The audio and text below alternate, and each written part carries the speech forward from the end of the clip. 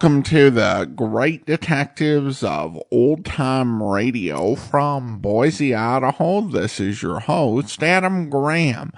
If you have a comment, email it to me, box13 at greatdetectives.net. Follow us on Twitter at Radio Detectives and check us out on Instagram, instagram.com/greatdetectives. Well, I do want to encourage you, if you are making travel plans, to remember JohnnyDollarAir.com. JohnnyDollarAir.com is our Priceline affiliate link. So you get all the benefits of going through Priceline.com, but with no additional cost to you. So remember, when making your travel plans, check JohnnyDollarAir.com first. Well, now it is time for this week's episode of Yours Truly, Johnny Dollar. The original air date, May the 12th, 1953, and the title is The Rochester Theft Matter. Wrigley's Spearmint Chewing Gum, the refreshing, delicious treat that gives you chewing enjoyment, presents for your listening enjoyment, John Lund as Johnny Dollar. New York Police Department calling. Mr. Dollar, will you accept the charges? Yeah, put 'em on. Just a moment, please. Ready with your call to Hartford, Connecticut. Go ahead. Hello, Dollar? That's right. This is Sergeant Papish, robbery. I have a notation here. You're the one to contact in the case that came up. Allied Adjustment Bureau? Well, I've done a lot of work for him.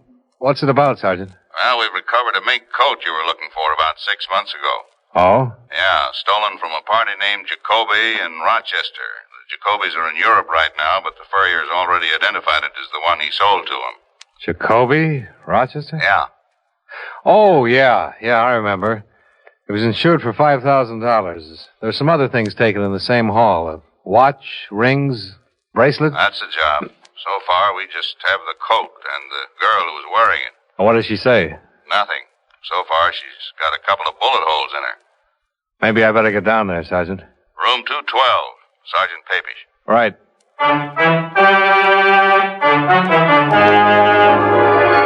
The makers of Wrigley's Spearmint Chewing Gum bring you John Lund in a transcribed adventure of the man with the action-packed expense account, America's fabulous freelance insurance investigator. Yours truly, Johnny Dollar.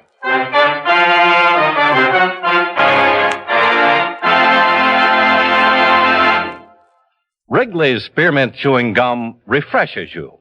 Wrigley's Spearmint Chewing Gum gives you real chewing enjoyment. Yes, for chewing enjoyment plus refreshment, it's Wrigley's Spearmint Chewing Gum. The lively, delicious flavor of Wrigley's Spearmint cools your mouth, helps keep your throat moist, and gives you a nice little lift.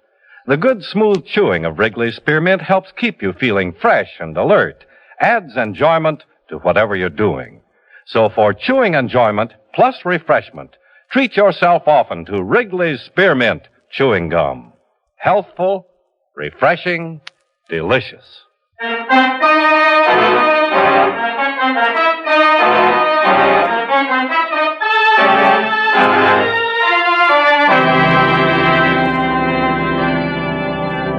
Expense account submitted by Special Investigator Johnny Dollar to the Allied Adjustment Bureau, Markham Building, Hartford, Connecticut.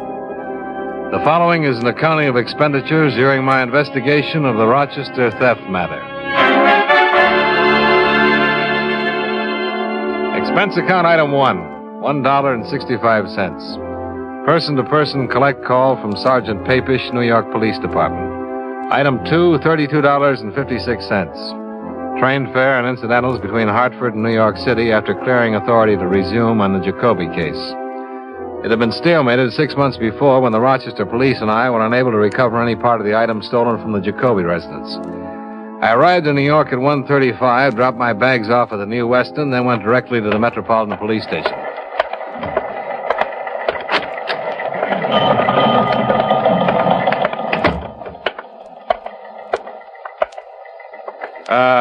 Hello, I wonder if you could help me. I'm looking for Sergeant Papish. I'm Papish.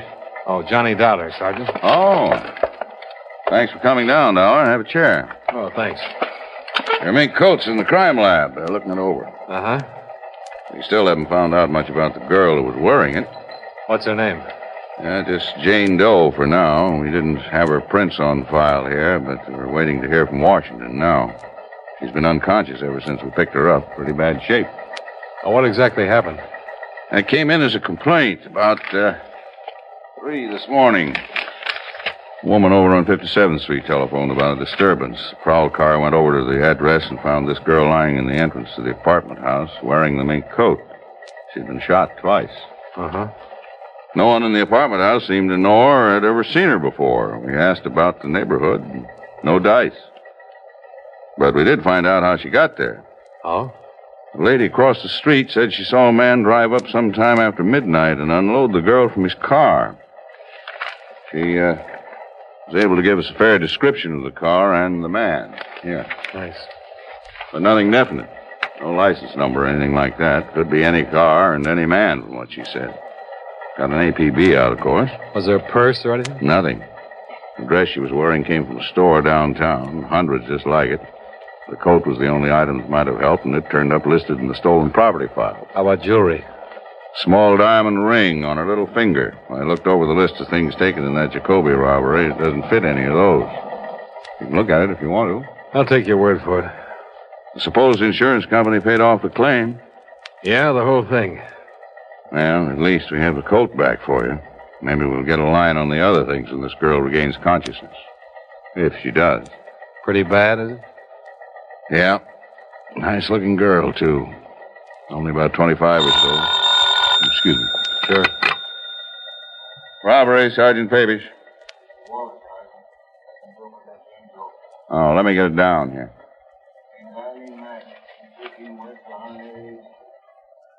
213 West. Right. Okay, see you there. Bye. Just got an answer from Washington. They able to identify the girl? Yeah, address and all. She had a postal savings once. Name's Eileen Madden. You mind if I go with you? Come on. Maybe you'll get back all of your loot.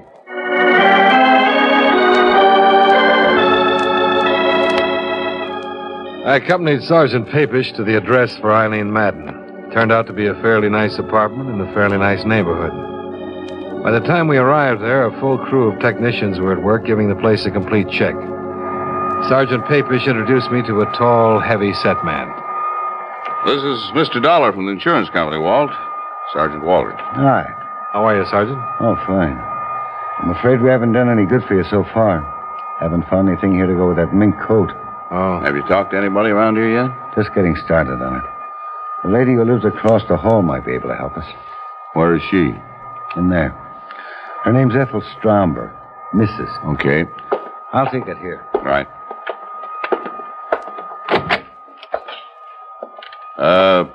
Are you Mrs. Stromberg? Yes, I am. I'm Sergeant Papish. This is Mr. Dollar. How do you do? How do you do? How's poor Eileen? Not very good, Mrs. Stromberg. She's still unconscious. Oh, dear, that's terrible. It's just a terrible thing. Where is she? I'd like to go to see her if it's possible. She's at the police emergency hospital right now, Mrs. Stromberg. I'll have them phone you when she can see people. Well, thank you. What an awful thing. How did that happen? What's that all about?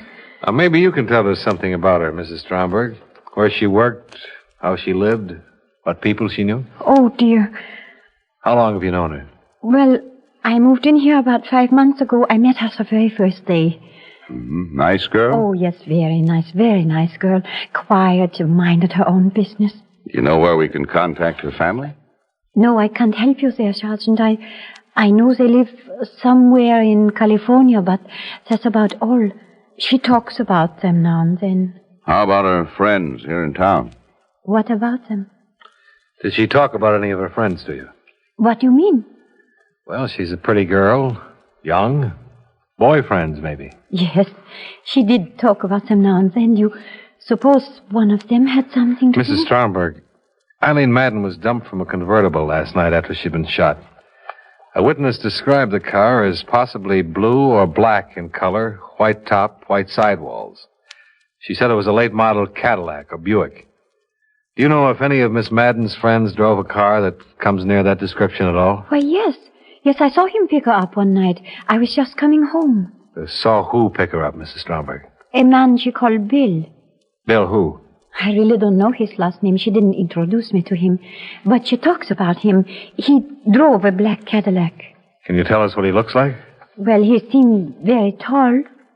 As tall as Sergeant Papish here? So about your height, very nice looking. He seemed quite big. Husky, sort of. Very nicely dressed, too. What color was his hair? I don't know. He always wore a hat. I think it was dark, though. His eyes? I don't know. About how old would you say? Oh, I'm no good at this, but I say between 30 and 35. Seems to fit what we have from the witness. Yeah. This Bill, would you say he had money? Oh, yes, I would say so. He drove that nice big convertible. He always dressed so nice. And he gave Eileen pretty nice things. Do you know if he ever gave her any jewelry? I don't know. I don't think so. Eileen would usually run across the hall and show me when he sent her something nice. I don't remember her ever showing me any jewelry. I just talked to the hospital. How is she? Just coming around. I think you better go over there and talk to her if you're gonna. Is she bad? They think she's dying, Mrs. Stromberg.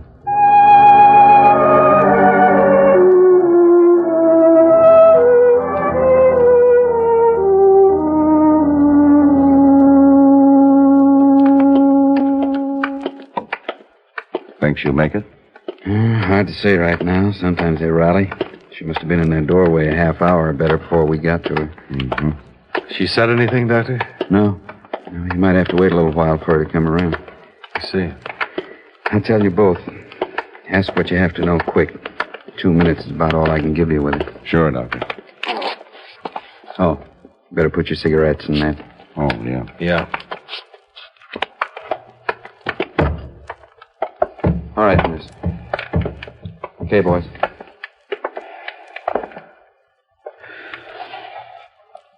Is she conscious? Yeah, she can hear you. Are you Eileen Madden? Is Eileen Madden your name? Yes. You're seriously hurt, Miss Madden. Can you tell us how it happened? Miss Madden? No. Bill shot you? Yes. What's Bill's name? Where can we find him?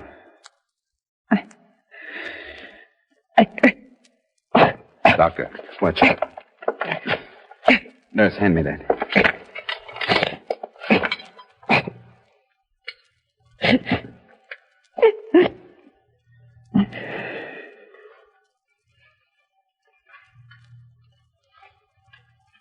Sorry, fellas. There was nothing I could do.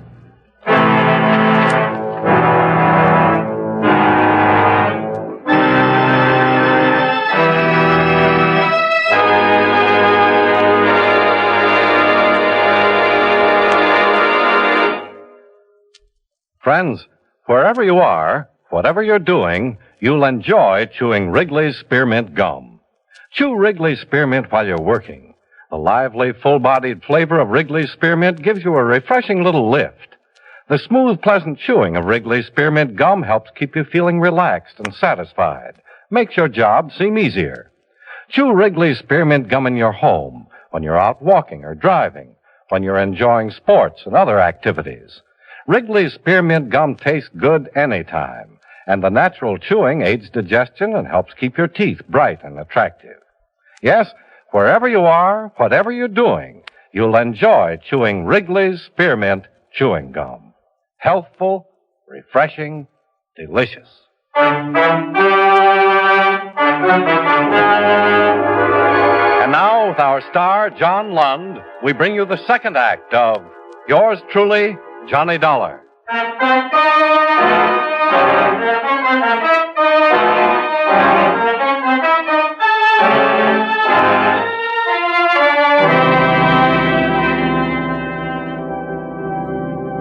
Eileen Madden died at 3:35 in the afternoon without giving us the full name of the man who'd shot her the night before. I stayed with Sergeant Papish and Sergeant Walters as they continued their investigation of her death and the appearance of the mink coat covered in policy number 27M55567, issued to Roland J. Jacoby, Rochester, New York. The apartment where she had lived yielded some information. Here it is. Letters from Robert J. Madden in Riverside, California. Looks like her father. Okay, we'd better notify him. This might be the best lead. What's that? This picture. Found in one of her closets. Let's see. $1. Oh, thanks. Love, Bill. He loved her, all right. Yeah. Anybody identified this yet? That Mrs. Stromberg's supposed to be here right now. What time you got? Oh, 5:30. She said she'd be here at 6. Anything on the bullets? They didn't check with anything in our lab. Ballistics says it was an Army 45. The old 1911 model. Pretty good gun for killing. What gun isn't? Oh, I got the wrong room at first. Oh, come in, Mrs. Stromberg. You remember Sergeant Papish and Mr. Dollar? Yes. Do I have to answer more questions? Not many more. Oh, I'm just all worn out. I can't get over this terrible thing happening to Eileen. Did you get in touch with her family? Business office is doing it right now. Oh, dear, what a terrible, terrible thing. Mrs. Stromberg, you ever seen this man before? Oh, yes. That's Bill. The man Eileen's been going with? Yes. The man who drives the black Cadillac convertible? Yes, that's him. But did he do this terrible thing? It looks that way, Mrs. Stromberg. Oh, dear, dear. Sergeant Papish. Yeah. Yeah, right. Goodbye. Did Eileen Madden ever mention to you that she had been married? Why, no. She never did. Was she? In the state of New York in 1951. Just found out from vitals. Divorced? Yeah. Her ex-husband's name is Bill. Bill Powers.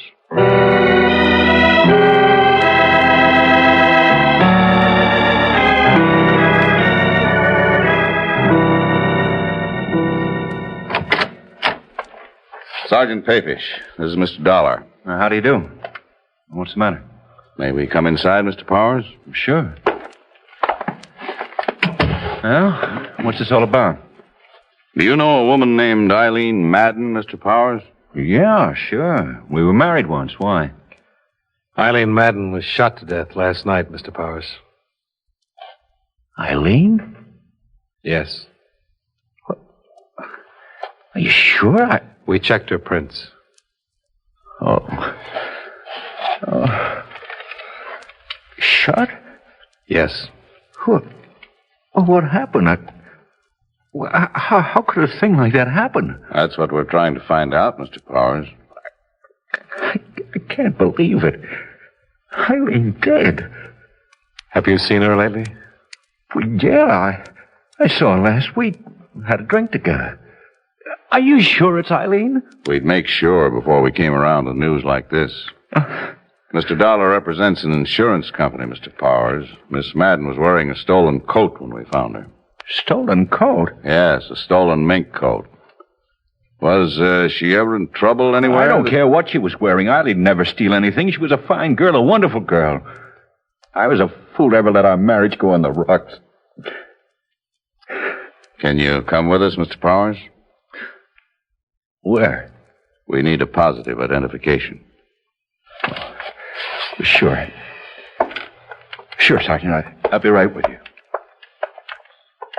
Want to smoke? Thanks. Well, he isn't the bird in the picture. No. Did you see the car in the driveway? Yeah. 51 Caddy, black convertible.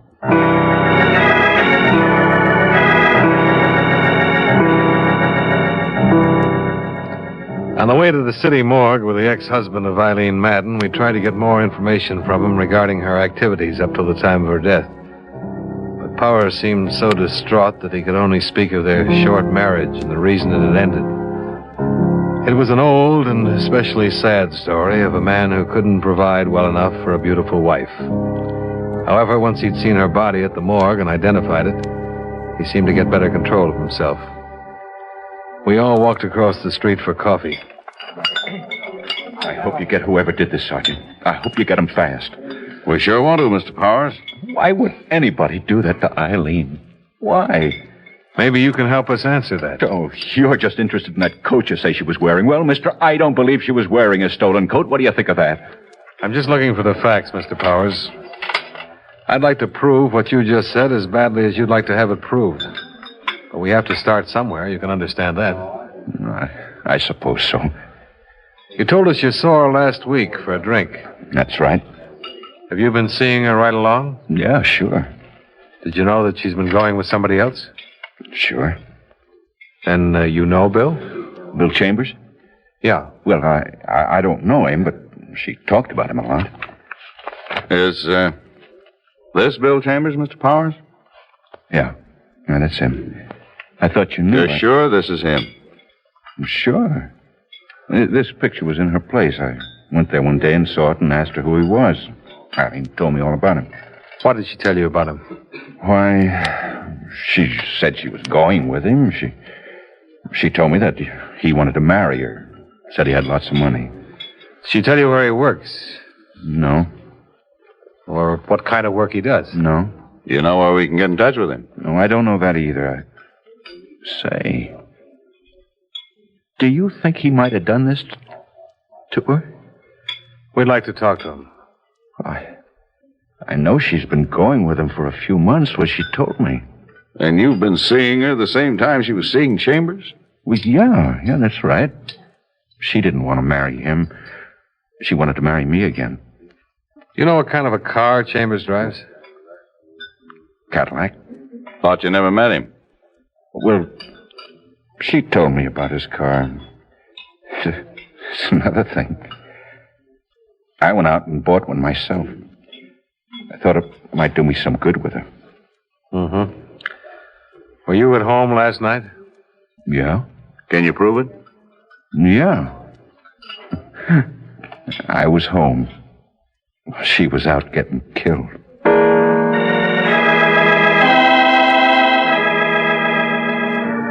The name William Chambers was checked through the New York police files.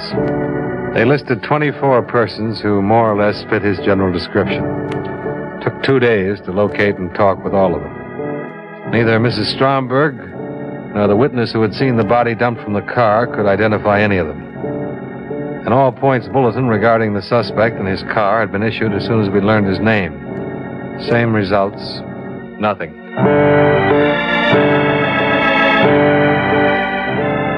On the third day, the pawn shop detail turned up 2 more items that had been taken in the Jacoby robbery.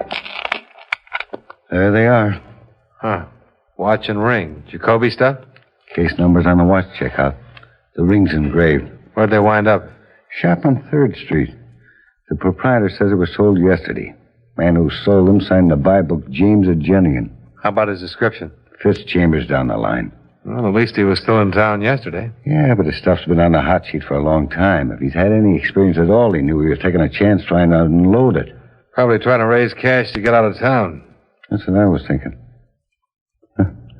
Gave an address on Polk Street. A vacant lot. If he keeps on trying to unload it, I'll have all the loot back. If he keeps on trying, we'll keep on trying. I only found his car. Where? Used car lot in the Bronx. He sold it at 10 o'clock this morning.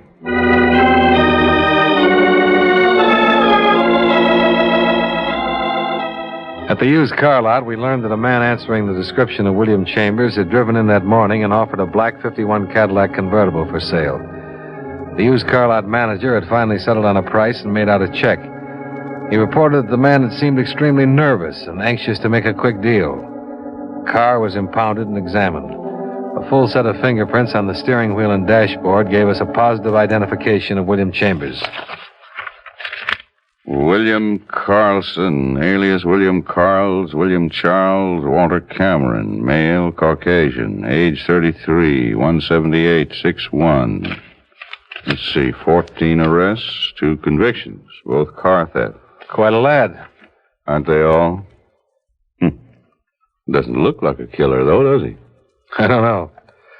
What's a killer supposed to look like?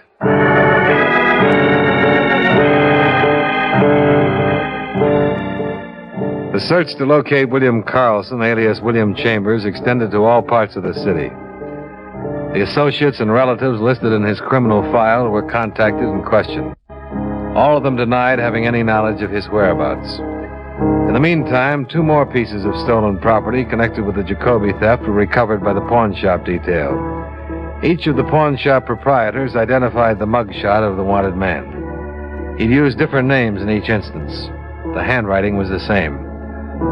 Each address had to be checked out.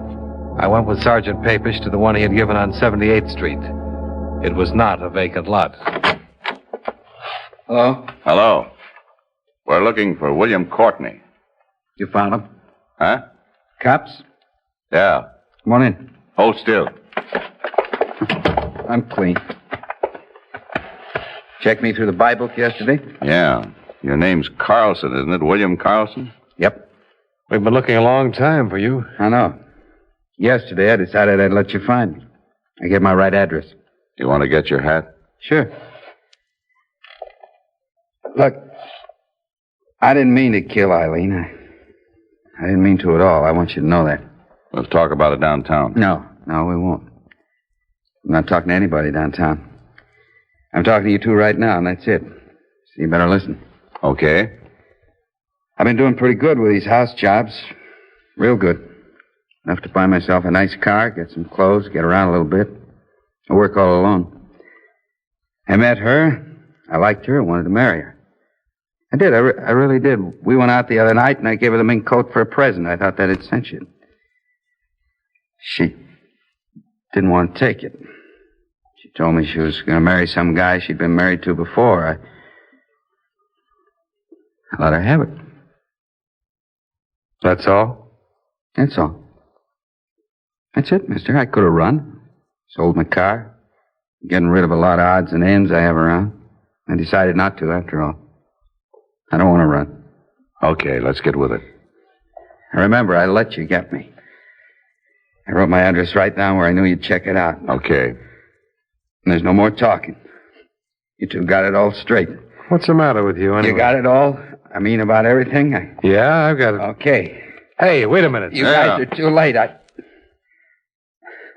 took it when I heard you knock on the door. Where's the phone? It's too late, I tell you. It's in my stomach now. It's too late. Not for me, brother. I handle plenty of babies, just like you. It's too late. Grab him, Ned. I got it. Go. Look out. Shut up. You're going to stand trial, baby. Sergeant Papish had handled attempted suicides. A lot of them. And in the 5 minutes before the arrival of the emergency ambulance, he managed to force William Carlson to take an antidote that saved his life.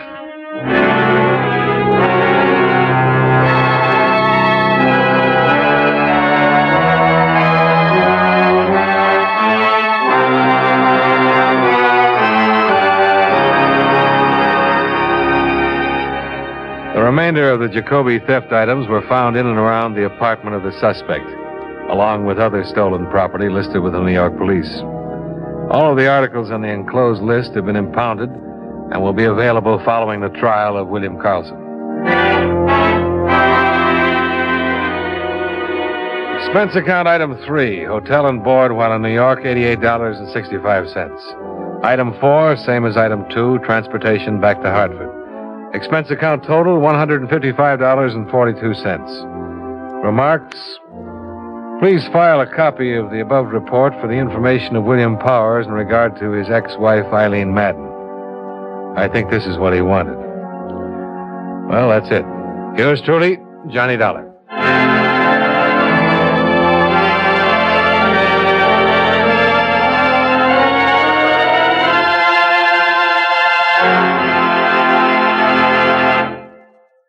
Remember, friends, Wrigley's Spearmint Chewing Gum refreshes you. Wrigley's Spearmint Chewing Gum gives you real chewing enjoyment. The lively, full-bodied flavor of Wrigley's Spearmint cools your mouth, freshens your taste, sweetens your breath. The smooth, pleasant chewing of Wrigley's Spearmint helps keep you feeling relaxed and satisfied. Makes whatever you're doing more enjoyable. Yes, for refreshment plus chewing enjoyment, treat yourself often to Wrigley's Spearmint Chewing Gum. Millions enjoy it daily. Get a few packages and always keep some handy. That's Wrigley's Spearmint Chewing Gum. Healthful, refreshing, delicious.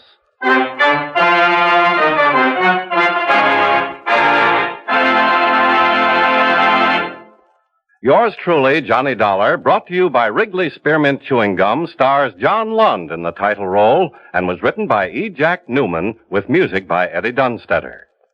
Featured in tonight's cast were Virginia Gregg, John McIntyre, Jim Nusser, Jeanette Nolan, Victor Perrin, and Bill Johnstone.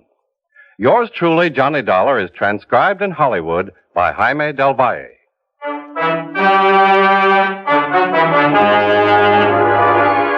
The makers of Wrigley's Spearmint Chewing Gum hope you enjoyed tonight's story of Johnny Dollar and that you're enjoying delicious Wrigley's Spearmint Gum every day.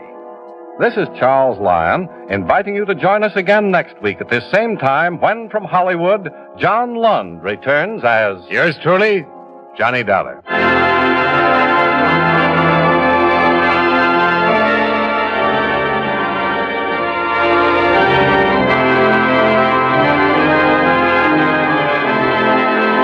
This is the CBS Radio Network. Why let your floors get scuffed up?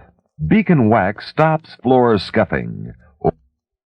Welcome back. I love Sergeant Papish. And just the whole thing where our murderer's is like, yeah, I'm good at suicide. And he's like, no, I know how to handle this. And, I think it's an important reminder that the police have experience in handling a lot of basic medical situations. It's not something you would have any clue of watching a lot of, movies of the time, particularly before Dragnet. But it's not a case where, oh no, he committed suicide, there's nothing we can do. And Sergeant Papish is like, yeah, I know exactly what I can do. And he absolutely took charge. Now, I will admit in this episode, this is a case where essentially Johnny becomes an assistant to the police, but Sergeant Papish is interesting enough throughout that I don't mind too much. All right, well, listener comments and feedback now. And we go over to Podbean, where Heidi has a comment regarding the episode, The San Antonio Matter. One thing you forgot in the end of the show recap, the granddaughter had a part of his daughter in her. Didn't he realize he was killing his daughter all over again? Well, that's a good point, Heidi. And I think that the way and this is back to the San Antonio Matter. In that episode, the killer really was just not emotionally stable. And I think that, in that state, he was very much, a bit of a monomaniac about the whole thing. And we'll eventually hear this story adapted for the Bob Bailey era in the serials, and I think that will make it a lot clearer as well. But I don't believe he was thinking straight, and normally or rationally at all. But thanks so much for the comment. Now I want to go ahead and thank our Patreon supporter of the day. And today we're thanking Patreons who've been supporting the program for 5 years, since this is the second Friday in November. So I want to go ahead and thank Robert at the Master Detective level of $15 or more per month. And I want to thank George at the rookie level of $2 per month. Both have been Patreon supporters since November 2016. Again, thank you so much for your support. And that will do it for today. If you are enjoying this podcast, please rate and review it wherever you download your podcast from. We'll be back next week with another episode of yours truly, Johnny Dollar. But coming up tomorrow, we'll be bringing you Tales of the Texas Rangers, where... It is August 4th, 1948. Maury Buckler and his son Dave are driving across their ranch in a Jeep, dropping off salt cakes for their cattle. Oh, this is the last stop, Pa. Yeah. Well, drop this one here. What's the matter, Pa? Well, the last salt cake we dropped here is hardly touched. Look at it. Huh? Why, yeah. No point in leaving another one. There's usually quite a few head around here. Wonder why they're not touching it. Suppose somebody could be running them off. Rustlers, Pa? That's kind of out of date, I'd say. Yeah. I say, maybe there's a break in the fence down by the old road. Yeah. Well, you better drive around the cottonwoods and have a look. There's a break. We can fix her right now. I'll have to go back and get horses, though, if we're going to pick up the strays. Yeah. We'll be able to see the fence now as soon as we get over this rise. Hey, Paul. Paul, a big truck down there and a bunch of men with some of our stock. So that's what's been happening to them. Speed it up. I'll get my rifle and back here. They see us coming. You fellas better stay right where you are. Dave. Dave. I'll get you for this. Paul, come back, Paul. Oh. Paul. Let me help you,